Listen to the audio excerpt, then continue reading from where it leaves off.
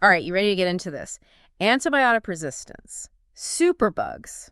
Right. It feels like it's everywhere you look. It really does. But, like, what does it all mean, you know? Yeah. Like, what does it actually mean for us? Right. Well, you shared some research with us, and we're going to take a deep dive into all of it so you can feel more confident about this whole thing. And ready to take action. Yeah, exactly. Because we all know a world without effective antibiotics is a scary thought. Oh, yeah. I mean, imagine surgeries, organ transplants, even just treating a simple cut. Right. Much riskier. Yeah, antibiotics have been amazing. I mean, they've totally revolutionized modern medicine, right? Absolutely. But there's a catch. There's a big catch. The CDC, the Centers for Disease Control and Prevention, right, they estimate there are at least 2.8 million antibiotic-resistant infections in the U.S. every year. That's right. And, you know, to really understand how urgent this is, we need to get to the root of the problem. What's fascinating is resistance isn't new. Oh, okay. It's actually a natural process of bacterial evolution. So bacteria evolving. What? See, that just sounds like a really slow process.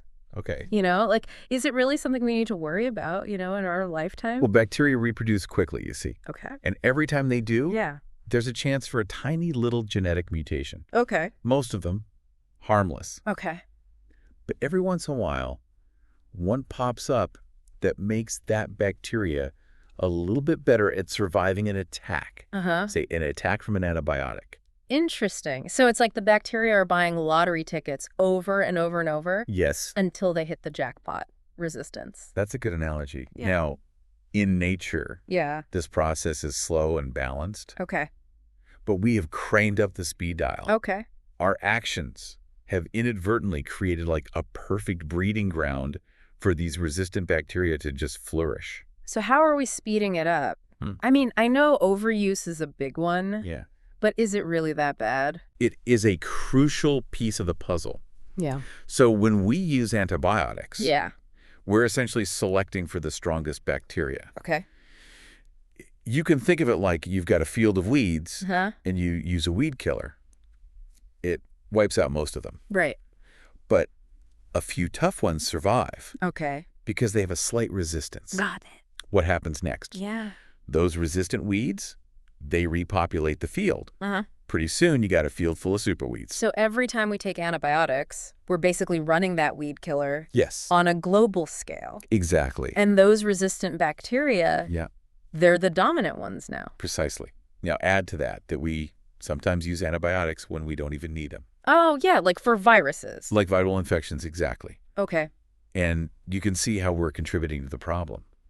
But it's not just overuse. The types of antibiotics we use matters too. You may have heard of the terms broad spectrum, narrow spectrum. Yeah, I've heard of that. But what do they actually mean? To be honest, they sound kind of technical, and I've always been a little fuzzy on that. Okay, well, imagine a sniper rifle versus a shotgun. Yeah. A narrow spectrum antibiotic is like that sniper. Okay. It targets a very specific type of bacteria and minimizes what we call collateral damage. Okay. Broad spectrum, on the other hand, that's like the shotgun. It blasts a wide range of bacteria, including the good ones that help keep us healthy. So using broad spectrum when we don't need to is basically like carpet bombing our internal ecosystem and wiping out both the good and the bad. You got it. Yeah. And that can lead to a whole host of problems. Like disrupting our gut microbiome and increasing the risk of developing even more resistant infections. So it's like we're shooting ourselves in the foot. That's a great way to put it. Yeah. But here's the thing. Okay. It's not just about individual choices. Okay.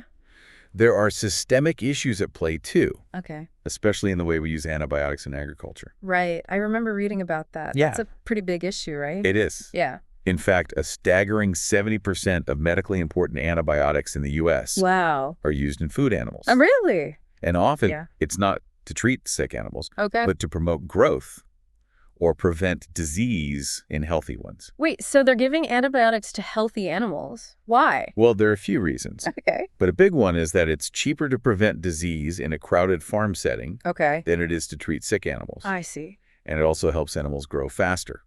Okay, but how does that contribute to antibiotic resistance in humans? Well, think about it. Those antibiotics given to animals, They don't just disappear. Right. They can end up in the environment and the meat we consume. Oh, okay. Giving bacteria even more opportunities to develop resistance. Wow.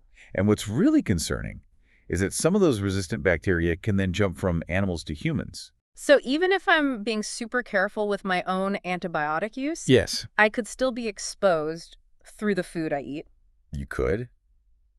That's a little unsettling. It is unsettling, and it highlights that this issue goes way beyond individual actions. It's a complex web. Right. Healthcare practices, agricultural practices, okay. and how human, animal, and environmental health are all interconnected. So we've got overuse in healthcare, overuse in agriculture, right, and bacteria naturally evolving to resist these drugs. Kind of paints a bleak picture, huh? It does. But before we all, run for the hills and hide, let's shift gears and talk about what we can do to navigate all of this. Yep. What's the takeaway for somebody listening to this and feeling a little anxious about this whole thing? It's understandable to feel anxious, but remember, knowledge is power. Understanding how antibiotic resistance develops is the first step toward making informed choices and taking effective action. And the good news is, there are things we can do, both individually and collectively, to help preserve these life-saving medications for future generations. Okay, so let's talk action. What can we do personally? I mean, to protect ourselves and be part of the solution. Right. It's a little overwhelming. It is. When you hear about these huge systemic issues. Absolutely. But remember, even small changes can make a difference. Okay. It's kind of like the saying, think globally, act locally. Yeah, right. Let's break it down into kind of a personal action plan. Okay. A toolkit for navigating this whole issue. I love that. A toolkit. Yeah. Okay, so what's the first tool we should grab? The most important one. Yeah. Understanding when antibiotics are truly necessary. Okay. They're powerful weapons against bacterial infections. Right. But they are completely ineffective against viruses. Like the common cold or the flu. Okay, so no more demanding antibiotics from our doctors when we have a sniffle. Right. I'll admit I've been guilty of that. We've all been there. Yeah. It's natural to want a quick fix when you're not feeling well. Yeah. But, remember that analogy with the weed killer? Taking antibiotics unnecessarily just adds fuel to the fire. Right. It just helps resistance spread. Yeah. So instead, focus on those tried and true remedies. Yeah. Rest. Okay. Fluids. Maybe some chicken soup. Yeah, chicken soup. Can't go wrong with that. Yeah. But what about when we are prescribed antibiotics? Right. Are there tips for using them responsibly? Absolutely. This is where we can really make a difference. Yeah. So first and foremost, always take them exactly as directed by your doctor. Okay. And finish the entire course. Okay. Even if you start feeling better. Oh, okay. Before you've taken all the pills. Why is it so important to finish the whole course? Right. I mean, I'll admit, sometimes I'm like, well, I feel better, so mission accomplished. That's a common misconception. Okay. But think back to that field of weeds. Right. When you stop the weed killer early, you might kill off the weakest weeds. Okay. But you leave behind the toughest, the most resistant ones. And those survivors, they will repopulate that field. And pretty soon, you've got a whole new crop of superweeds. And the same thing happens with bacteria. Oh, so I'm actually making it worse if I don't take the whole course. That's right. Okay. So by finishing the entire course as directed, you ensure that you're wiping out even those stragglers. Got it. Those bacteria that have a bit more resistance, like making sure that you pulled out every last weed, roots and all. Finish the mission. Okay, I got it. What else can we do? Okay, well, prevention is key. Simple things like good hand hygiene, washing your hands often and thoroughly, that can make a huge difference. Yeah. In preventing the spread of germs in the first place. It's interesting how we've come full circle. Yeah. Before antibiotics, hand washing was our best defense. Exactly. And it's still just as relevant today. Right. Also, keep cuts and scrapes clean. Yeah. Covered to prevent bacteria from getting in. Yeah. And stay up to date on your vaccines. Right. Vaccines protect you from getting sick. Right. But they also reduce the need for antibiotics. Okay. Which helps slow down that whole resistance problem. So it's like a preemptive strike against the bacteria even having a chance to get in. Exactly.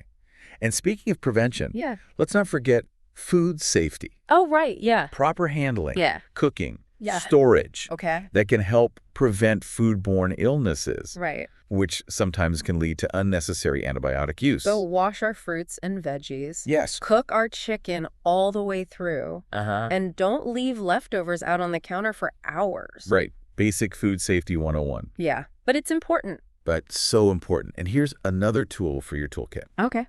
Be an informed patient. Okay. Don't be afraid to ask your doctor questions about your treatment. Understand the risks and benefits of antibiotics. Make sure you're on the same page about the best course of action. I love that. Open communication, right? Yes. Like being an active participant in our own health. Absolutely. What about those bigger issues, though? Correct. Like overuse in agriculture. Right. Do our choices really matter? Right. When you've got stuff like that going on? That's a great question. It's true. Individual actions alone won't solve the problem. Okay. We need systemic changes. Oh, okay. Including policies that promote responsible antibiotic use. Okay. In healthcare. Right. And in agriculture. What would that look like? What kind of policies are we talking about? So stricter regulations on antibiotic use in livestock. Yeah. We need to make sure that antibiotics are only used when they're truly needed. Okay. To treat sick animals. Yes. Not routinely for growth promotion. Right. Or disease prevention in healthy animals. Right. Like we don't give antibiotics to healthy people to make them grow faster, so. Exactly. Why would we do that with animals? Okay. It's about applying those same standards. Yeah. Of responsible use across the board. And it's not just about restrictions. Right. Yeah. It's also about incentives. You know, we need to encourage and support the development of new antibiotics. Right. And alternative therapies. Okay. To combat these resistant bacteria that are already out there. Okay, new antibiotics. That makes sense. Yeah. But what do you mean by alternative therapies? Oh, there's some really exciting research happening right now. Okay. So one promising area is phage therapy. Okay. Phages are viruses that specifically target and kill bacteria. Oh, wow. Imagine like a microscopic assassin. Yeah. It goes after only the bad guys. Okay. Leaves the good bacteria unharmed. That sounds like science fiction. It kind of is. Yeah. And there's growing evidence that phage therapy can be effective in treating these infections that are resistant to traditional antibiotics. Wow. In fact, there was a recent case of a teenage girl in England who had a lung infection that was resistant to all available antibiotics. Oh, wow. And she was successfully treated with phage therapy. That's incredible. It gives me hope that this isn't like a dead end. Yeah. What other alternatives are out there? Another fascinating area is the use of probiotics. Probiotics. Probiotics, yeah. Those are the beneficial bacteria that live in our gut and help keep us healthy. Right, right. And they can help restore balance to that gut microbiome and even outcompete the harmful bacteria. So they're like the good guys, and we're giving them backup. You got it. Okay. And there are other promising avenues. Antimicrobial peptides, which are naturally occurring molecules that can kill microbes. And then there's antibodies, which are targeted proteins that can neutralize bacteria. Right. The research is very dynamic, and there's a lot of hope out there. It sounds like there's a lot of brain power going into solving this problem. There is. So while all of that is happening, what can we do right now? Right. Like, what can we do to support that and protect ourselves? Well, first and foremost, put what you've learned today into practice. Okay. Be mindful of your antibiotic use. Okay. Prioritize prevention. Okay. And be an informed patient. Got it. Those individual actions, they might seem small, but they really do add up. Okay, check. What else? Spread the word. Okay. Talk to your family and friends about antibiotic resistance. Right, yep. The more people that understand this issue, the more we can work towards solutions together. Right. You can share what you've learned in this deep dive. Right. Maybe you post about it on social media. Right. Or even just gently correct someone who's misusing the term antibiotic. Yeah. I love that. So empowering others with knowledge. And who knows, maybe those conversations will lead to bigger changes down the line. Exactly. Even small actions can have a ripple effect. Right. And don't underestimate the powers of advocating for change. Okay. You know, you can support organizations that are working to combat this Right. and push for policies Okay. that promote responsible use. Okay. You can write to your representatives, Right. sign petitions, Okay. join advocacy groups. Okay. There are so many ways to make your voice heard. This has been so insightful. Thank you so much for sharing your expertise. Oh, of course. And, and for giving us all hope that we can tackle this challenge. Well, it's been my pleasure. And remember, we're all in this together. Right. The choices that we make today will really shape the future of healthcare. Right. For ourselves and for generations to come. That's a powerful thought. It is. So, as we wrap up this deep dive into antibiotic resistance, you've given us a lot to think about. I hope so. It's complicated. It is. There are no easy answers. Right. But I think what I'm taking away from all of this is that we're not powerless. Absolutely not. We can all do something. Yeah. Make choices that help, contribute to the solution. Absolutely. And those choices start with awareness. Right. The more we understand about it, the better we are at making good decisions. Right. For our own health. Yeah. And advocating for change on a larger scale. Yeah, and that's what I loved about this deep dive. It gave us that base of knowledge to move forward. But here's the question I want to leave you with. Okay. What's one thing, just one thing, that you can do today to help spread awareness about antibiotic resistance? That's a great challenge. Yeah. It could be as simple as sharing what you learned here with a friend or a family member. Yeah, exactly. Maybe you correct someone who's, misusing the term antibiotic. Right. Or start a conversation about, why it's important to finish the full course. Yeah. Or maybe you do a little research on your own. Yeah. Check out some organizations that are working on this, or even write to your elected officials to advocate for policies that promote responsible use. Oh, great ideas. Yeah. Every action, no matter how small it may seem, really does contribute.